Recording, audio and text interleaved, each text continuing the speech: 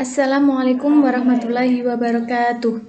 Perkenalkan, nama saya Saifi Nurjana, NIM 2019-186-207B0032, Prodi PG PAUD, Fakultas Ilmu Pendidikan IKIP PGRI Jember.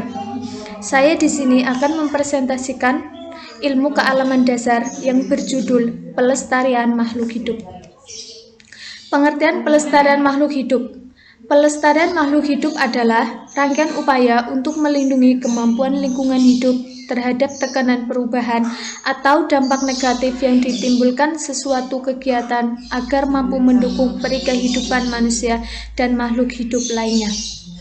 Yang kedua, penerapan etika lingkungan. Di sini dibagi menjadi 5. Yang pertama, manusia adalah bagian dari lingkungan yang tidak terpisahkan, sehingga manusia harus menghargai lingkungannya. Yang kedua, manusia sebagai komponen lingkungan, hendaknya berupaya menjaga kelestarian, keindahan, dan keseimbangan lingkungan. Yang ketiga, sumber daya alam terbatas, karena itu perlu dihemat. Yang keempat, pemakaian sumber daya alam harus secara efisien.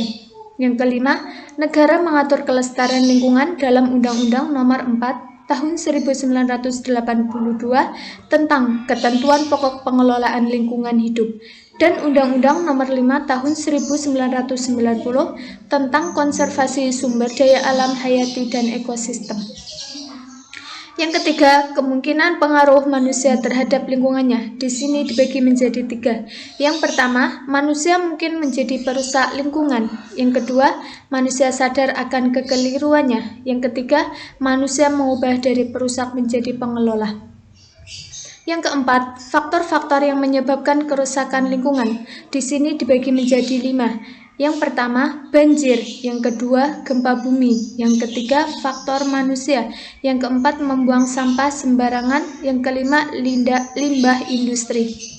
Yang kelima, hal yang perlu diperhatikan dalam melestarikan lingkungan alam. Di sini dibagi menjadi 5. Yang pertama, cara pengelolaan alam harus disertai dengan upaya pembaruan dan penghematan.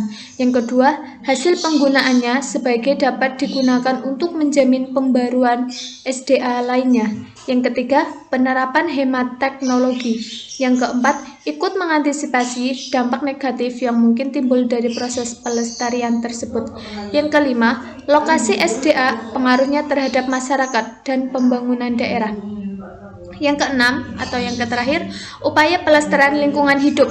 Yang pertama, reboisasi dan sengketan. Contohnya seperti yang ada di gambar. Yang kedua, mengelola limbah pabrik. Yang ketiga, mengurangi penggunaan zat sulfur dan nitrogen oksida.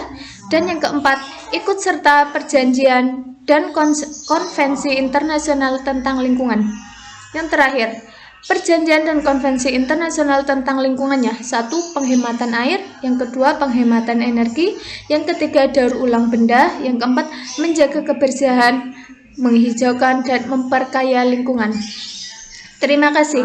Demikian presentasi dari saya. Bila ada tutur saya yang kurang berkenan, mohon maaf yang seikhlas-ikhlasnya.